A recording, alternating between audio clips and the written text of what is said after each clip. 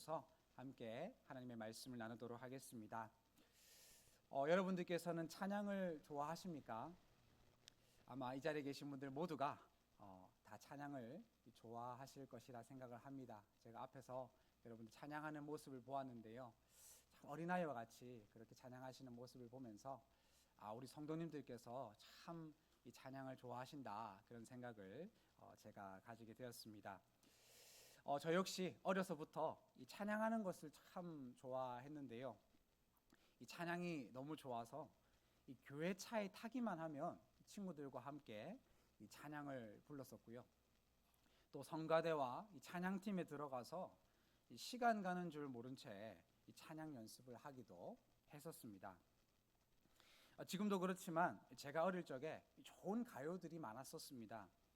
음정이 좋은 노래들, 또 신나는 노래들을 들을 때면 거기에서 오는 즐거움이 있었기 때문에 제가 세상 노래들도 자주 즐겨 듣곤 했었는데요, 이 세상의 노래들이 좋기는 했지만 그런 노래들이 저의 마음을 움직이지는 못했습니다. 하나님을 찬양하는 것만이 제 마음속에 있는 슬픔을 사라지게 해주었고요, 이 마음의 진정한 기쁨을 가져다 주었기에 이 세상 노래보다 이 찬양을 제가 더 좋아하고 불렀던 기억이 있습니다. 여러분들 모두가 이 찬양을 좋아하실 것이고요, 또 하나님을 찬양하는 일에 힘쓰고 계실 것인데요, 참 안타까운 것은 오늘날 이 찬양하는 일들이 점점 줄어들어가고 있다는 것입니다. 저는 어린이 성가대 출신인데요, 이 어린이 성가대가 이제는 찾아보기가 어려워지게 되었고요, 이 교회에서 어떤 차를 타고 이동을 할 때에도 이 찬양을 부르면서 차를 타고 가는 그런 일들이 많지 않게 되었습니다. 이 사람들은 더 이상 새로운 찬양을 배우려고 하지 않고요, 오랜 시간 찬양하는 것을 힘들어하는 그런 모습들을 보이기 시작했는데요, 왜 점점 우리 주변에서 찬양이 줄어들어가는 것일까요? 왜 사람들이 이 찬양의 감격과 기쁨을 상실해 가고 있는 것일까요? 여러 가지 이유들이 있겠지만요, 이 결정적인 이유는요, 이 찬양의 이유를 알지 못하기 때문입니다.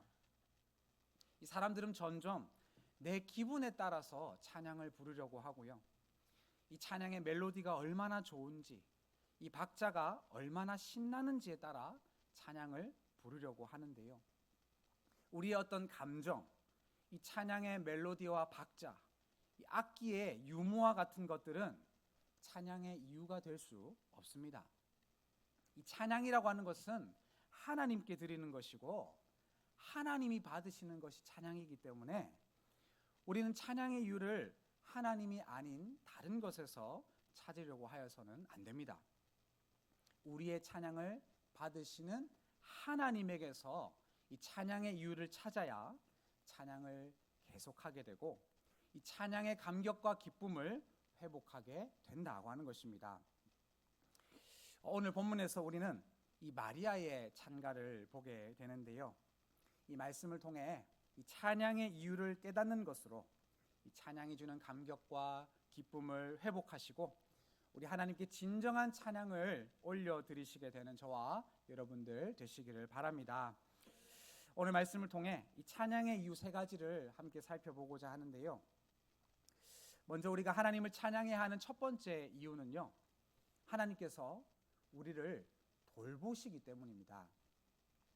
46절과 47절에서 마리아는 내 영혼이 주를 찬양하고 내 마음이 구주를 기뻐하였다 하였는데요, 이처럼 마리아가 전심으로 하나님을 찬양하고 기뻐할 수 있었던 이유는요, 이 48절에 나오듯이 하나님께서 비천함 중에 있던 마리아를 돌보아 주셨기 때문이었습니다. 당시 마리아는 비천한 사람에 속했습니다.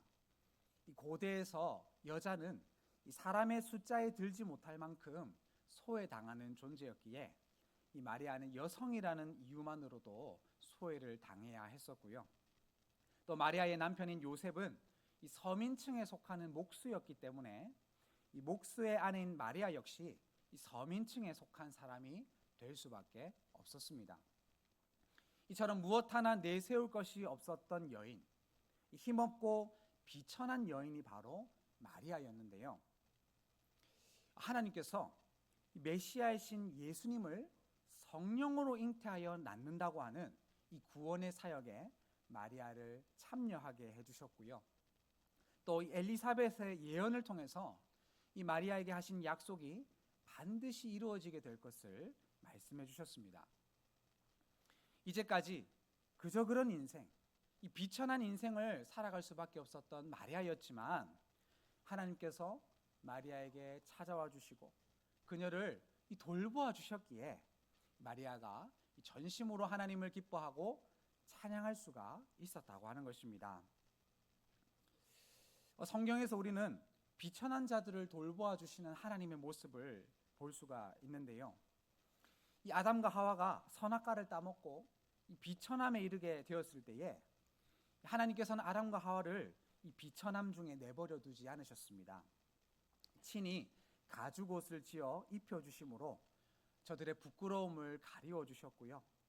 인류를 구원하는 구원 사역에 아담과 하와를 동참시켜 주셨습니다. 이 다윗 왕 역시 이 보잘것없는 목동에 불과했었고요. 이 막내 아들로서 아들 중에 하나로도 여김을 받지 못했던 비천한 사람이었습니다. 하지만 하나님께서 이 다윗을 이스라엘의 왕으로 삼아 주셨고요. 이 그리스도의 조상이 되게 해 주셨습니다. 불임으로 인해서 아들을 낳지 못하고 그저 눈물을 흘릴 수밖에 없었던 한나에게 하나님께서는 아들 사무엘을 주셨고요. 한나의 억울함을 풀어 주셨습니다. 오늘 본문에서도 하나님께서는 이 비천한 마리아를 돌보아 주셨는데요. 하나님께서 비천한 저와 여러분들을 외면하지 않으시고 끝까지 우리를 돌보아 주실 것이기에 저와 여러분들 모두가 하나님을 찬양할 수 있어야 한다는 것입니다. 여러분, 사람은요, 이 잘나고 능력 있는 사람에게는 친절과 호의를 베풀어 주지만 이 못나고 능력 없는 사람에게는 친절과 호의를 베풀어 주지 않습니다. 그것이 인간의 본성이기 때문입니다.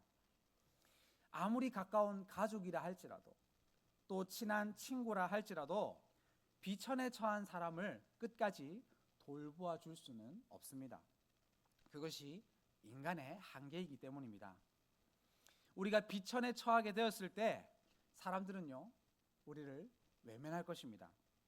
그러나 여러분, 모두가 우리를 외면한다 할지라도 하나님께서 우리를 외면치 않으시고 끝까지 저와 여러분들을 돌보아 주신다고 하는 이 사실을 기억하셔서요, 비천한 나를 돌보시고 높이시는 우리 하나님을 생각하며 하나님을 찬양하시는 저와 여러분들 되시기를 바랍니다. 하나님께서 우리를 돌보시기에 우리는 하나님을 찬양해야 하고요. 계속해서 이 하나님을 찬양해야 하는 두 번째 이유는요, 하나님께서 공의를 행하시기 때문입니다. 49절과 50절에서 마리아는 하나님께서 어떠한 분이신지를 고백했는데요. 하나님은 능하신 분이셨고요, 그 이름이 거룩하시며 긍휼하신 분이셨습니다. 이어서 마리아는 하나님께서 하시는 일들도 노래했는데요. 51절에서 마리아는 능하신 하나님께서 힘을 나타내시어 교만한 자들을 흩으신다 하였고요. 52절에서는 권세 있는 자를 내리치시고 비천한 자를 높이신다고 하였습니다. 또 53절에서 마리아는 긍휼하신 하나님께서 줄이는 자를 좋은 것으로 배불리시고 이 부자는 빈손으로 보내신다 하였는데요. 이 하나님께서 공의와 정의를 행하셨기에 이 마리아는 불의한 세상 속에서도 기뻐할 수가 있었고요, 이 하나님을 찬양할 수가 있었다고 하는 것입니다. 여러분, 우리가 믿는 하나님께서는요, 공의와 정의의 하나님이십니다. 이 창세기 18장 19절에서 하나님은 내가 의와 공도를 행하게 하려고 이 아브라함을 선택했다 말씀해 주셨고요, 이 아브라함을 통해서 세상에 공의와 정의를 나타내셨습니다. 이스라엘 백성들이 애굽의 노예로 전락하게 되었을 때에 하나님께서는 부르짖는 백성들의 소리를 들으셨고요. 이 모세를 보내어 애굽을 심판하시고 이 백성들을 구원해 주심으로 공의와 정의를 나타내셨습니다. 뿐만 아니라 하나님께서는 의로우신 예수 그리스도를 십자가에 내어주시고 다시 부활하게 하심으로써 이 마귀의 권세를 물리치시고 이 땅의 진정한 정의와 공의를 나타내셨는데요. 우리 하나님께서 공의와 정의의 하나님이시고 그 하나님께서 공의와 정의를 행하시기에 우리 모두가 이 공의로우신 하나님을 찬양할 수 있어야 한다는 것입니다. 오늘날 우리가 사는 이 세상을 바라볼 때에 이 불의한 일들이 참 많이 일어나게 되는 것을 볼 수가 있습니다. 이 나라와 나라 사이에 전쟁이 일어나고 있고요. 우리 사회에 범죄가 끊이지를 않습니다. 억울한 일을 당했다는 사람들을 너무나 쉽게 찾아볼 수가 있고요. 때로는 나 자신이 억울한 일을 당하기도 합니다. 이처럼 죄 많은 세상을 살다 보면 이 공의와 정의가 무너져 있다는 것을 우리가 느끼게 되는데요. 이 불의가 가득한 세상 속에서 우리가 해야 할 일은요, 불의한 세상을 보고서 손가락질하는 것이 아닙니다. 이 불의한 세상이 아니라 공의로우신 하나님을 우리가 바라보아야 하고요. 이 하나님께서 공의와 정의를 행하고 계심을 믿고서 하나님을 찬양하는 것이 우리가 해야 할 일이라고 하는 사실을 기억하셔서요. 여러분, 불의한 세상에 절망하지 마시고 이 공의로우신 하나님을 소망하며 하나님을 찬양하시는 저와 여러분들 되시기를 바랍니다. 하나님께서 우리를 돌보시고 또 공의를 행하시기에 우리는 하나님을 찬양해야 하고요. 이 마지막으로 하나님을 찬양해야 하는 세 번째 이유는요, 우리 하나님께서 은혜를 베푸시기 때문입니다. 54절에 나오는 것처럼 하나님께서는 그 종 이스라엘을 도우사 긍휼히 여기시고 기억해 주시는 분이셨습니다. 하나님은 왕이셨지만 자기 백성들을 착취하고 빼앗는 왕이 아니셨습니다. 오히려 이 백성들을 도와주고 긍휼히 여겨주고 기억해주는 왕이셨습니다. 이 은혜를 베푸시는 왕이 바로 하나님이셨던 것이죠. 특별히 55절에서 말하는 이 하나님의 도우심이 우리 조상에게 말씀하신 것과 같이 아브라함과 그 자손에게 영원히 하시리로다 라고 하였는데요. 이 하나님께서 자기 백성들에게 은혜를 베풀어 주시는 분이심을 알았기에 이 마리아는 하나님을 높일 수 있었고요. 영원한 은혜를 베풀어 달라는 찬양을 하나님께 드릴 수가 있었다고 하는 것입니다. 이 민수기 6장 25절에서 하나님이 원하시는 것이 나오고 있는데요. 이 아론의 축복 기도에서 우리는 하나님께서 자기 백성들에게 그의 얼굴을 비추사 은혜 베푸시기를 원하신다는 것을 보게 됩니다. 실제로 하나님께서는 우리에게 크신 은혜를 베풀어 주셨는데요. 하나님께서는 저와 여러분들을 창조해 주셨고요. 우리에게 사랑하는 가족들과 친구들을 주셨습니다. 또 하나님은 일용할 양식을 공급해 주셨고요. 우리로 하여금 공부하게 하시고 일하게 하시고 주어진 삶을 잘 살아갈 수 있도록 인도해 주셨습니다. 어디 이뿐이겠습니까? 이 약속대로 예수님을 이 땅에 보내어 주셔서 이 죄와 사망으로부터 우리를 구원해 주셨고요. 예수님을 믿는 저와 여러분들에게 영생을 약속해 주셨는데요. 이런 놀라운 은혜를 하나님께서 베풀어 주셨는데 어찌 우리가 가만히 있을 수가 있겠습니까? 모든 것이 하나님의 은혜입니다 고백하며 이 감사와 기쁨의 찬양을 하나님께 올려드릴 수 있어야 한다는 것입니다.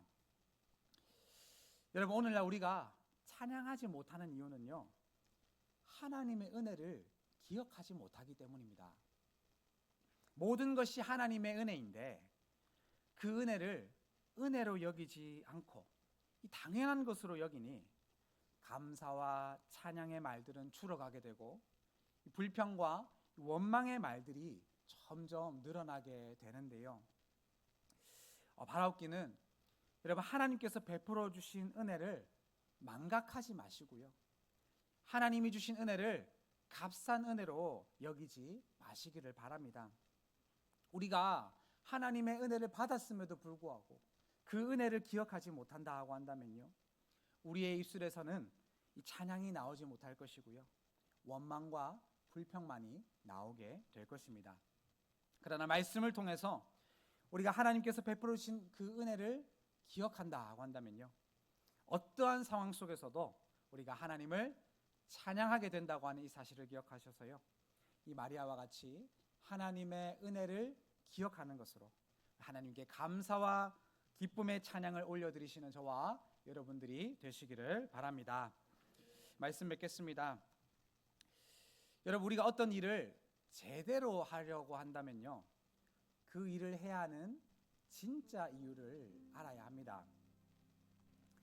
공부를 할 때 단순히 성적을 높이기 위해서 혹은 이 좋은 대학에 들어가기 위해서 공부를 하려고 하면요, 이 공부가 재밌지 않고요, 나중에는 이 공부를 지속하지 못하고 그만두어 버리게 됩니다.